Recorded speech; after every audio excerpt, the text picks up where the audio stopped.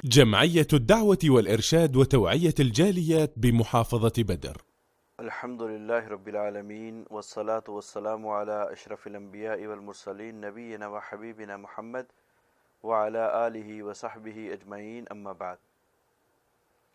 محترم سامعین کرام، ہمارا دین دین اسلام بہت خوبصورت دین ہے۔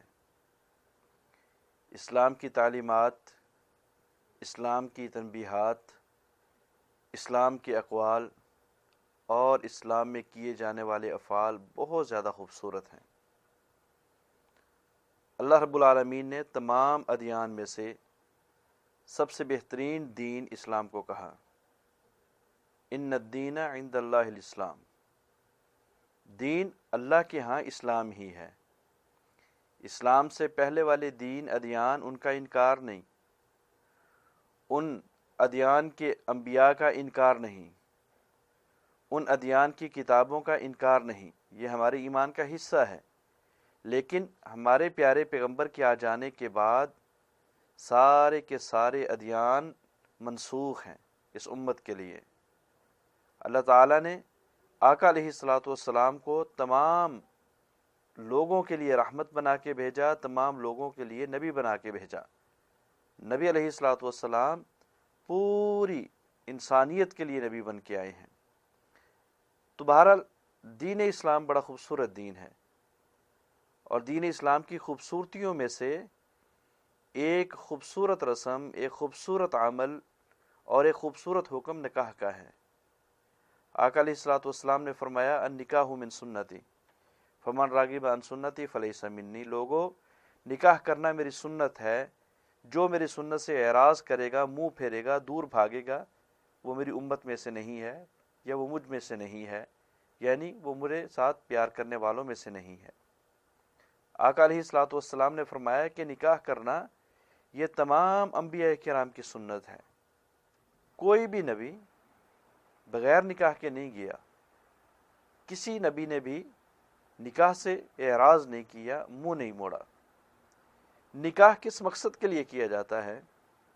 نکاح کے دو مقصد ہوتے ہیں، میاں بیوی کا آپس میں جسمانی سکون حاصل کرنا، اپنی نظروں کی، اپنے دل کی، اپنے دماغ کی، اپنے کانوں کی، اپنے جسم کی حفاظت کرنا، اس کو کنٹرول میں رکھنا، اور دوسرے نمبر پہ اولاد کا پیدا کرنا، امت کو زیادہ کرنا، رب کی عبادت کے لیے مخلوق کو جننا۔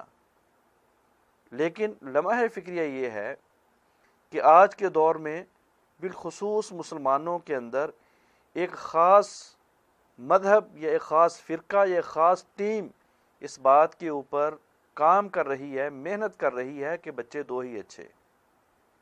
اگر آپ دو بچوں سے زیادہ بچے حاصل کرنے کی کوشش کرو گے، جننے کی کوشش کرو گے، تو آپ کے لیے مصیبتیں ہیں، آپ کے لیے مشکلات ہیں، آپ کے لیے جو ہے نا وہ تنگیاں ہیں۔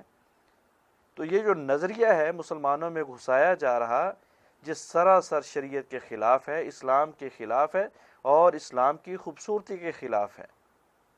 دیکھیے، اسلام اور اہل اسلام، علماء اسلام یہ بات نہیں کہتے کہ میاں بیوی کو 20 بچے جننے چاہیے، میاں بیوی کو جو ہے وہ 30 بچے جننے چاہیے، یا میاں بیوی ہر سال بچہ جنے۔ اسلام یہ نہیں کہتا، اسلام اس چیز کا مکلف نہیں کرتا۔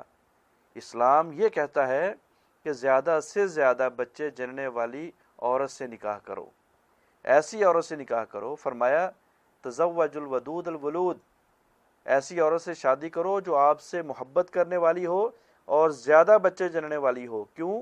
فإنی مکاثر بکم الامم، میں قیامت والے دن تمہاری وجہ سے امتوں کے اوپر فخر کروں گا۔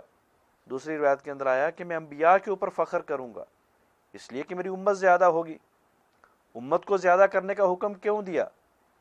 سب سے پہلی بات، تاکہ زیادہ سے زیادہ اللہ کی عبادت ہو، اللہ کی بندگی کرنے والے موجود ہوں، نبی علیہ الصلوۃ والسلام کی اطاعت فرما برداری کرنے والے پیغمبر کے عاشق اور دیوانے موجود ہوں، اپنے والدین کے لیے صدقہ جاریہ بننے والی زیادہ سے زیادہ اولاد موجود ہو، اسی طرح جو ہے وہ نیکی کے کام کروانے والی، برائیوں سے روکنے والی امت موجود ہو۔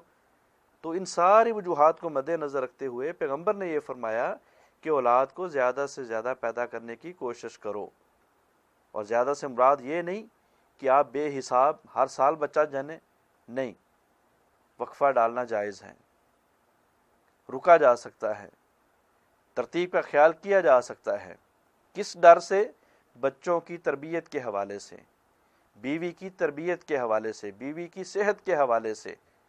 ان حالات کو مد نظر رکھتے ہوئے تو وقفہ کیا جا سکتا ہے۔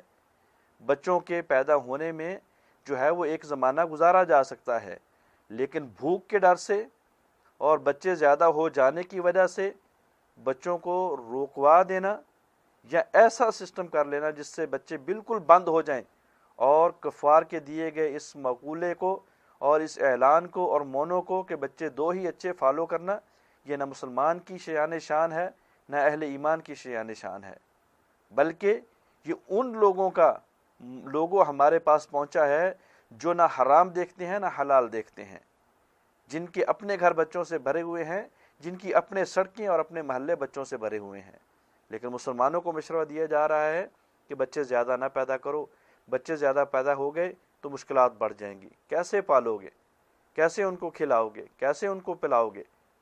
تو یہ چیز سوچنے کی ہے کہ ان کو بھی وہ ذات کھلانے پلانے والی ہے جس نے آج سے پہلے آپ کے گھر کے اندر ہی 8-10 بندوں کو کھلایا، 8-10 بہن بھائیوں کو پالا، 15-20 بہن بھائیوں کو پالا۔ تو دیکھیے رازق اللہ کی ذات ہے، حفاظت کرنے والی اللہ کی ذات ہے، اسباب پیدا کرنے والی اللہ کی ذات ہے۔ اس کے اوپر ہمارا ایمان ہونا چاہیے، اس کے اوپر ہمارا یقین ہونا چاہیے۔ اللہ رب العالمین فرماتے ہیں وَمَا مِن دَابَّةٍ فِي الْأَرْضِ إِلَّا عَلَى اللَّهِ رِزْقُهَا، کہ لوگوں دنیا کے اندر چلنے والی کوئی بھی چیز، کوئی بھی جاندار، اس کی جیسی بھی غذا ہے، اس کا مالک میں ہوں، اس کا رازق میں ہوں، رزق میرے ہاتھ میں ہے۔ اور اللہ رب العالمین نے فرمایا کہ آپ اپنی اولادوں کو بھوک کے ڈر سے قتل نہ کرو۔ کیوں؟ اس لیے کہ ان کا رازق بھی وہی ہے جنہوں نے تمہیں رزق دیا ہے، تمہارے بہن بھائیوں کو رزق دیا ہے، تمہارے والدین، تمہارے ابا و اجداد کو رزق دیا ہے۔ تو آخر میں خلاصہ یہ نکلا، بات کرنے کا مقصد یہ ہے کہ بھوک کے ڈر سے، افلاس کے ڈر سے اپنے بچوں کو کلی طور پہ رکوا دینا، بندہ خسی ہو جائے یا عورت اپنے اندر کوئی ایسی تبدیلی کروا لے جس سے بچے بالکل نہ جن سکے، یہ مطلقاً حرام ہے۔ ہاں اگر ڈر ہے بیوی کی صحت کا، عورت کی صحت کا، بچوں کی تربیت کا، تو وقفہ کیا جا سکتا ہے۔ اور وقفہ کرنے کے بارے میں نبی علیہ الصلوۃ والسلام کا قول بھی موجود ہے۔ صحابہ کرام کہتے ہیں کہ کُنَّا نَعْزِلُ وَالْقُرْآنُ يَنزِلُ، ہم عزل کیا کرتے تھے جب قرآن نازل ہو رہا ہوتا تھا۔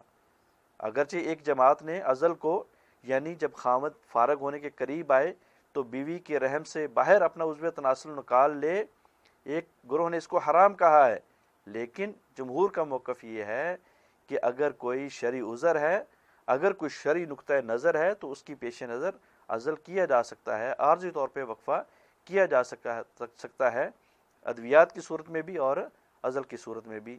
دعا ہے کہ اللہ رب العالمین اسلام کو سینے سے لگانے کی توفیق عطا فرمائے۔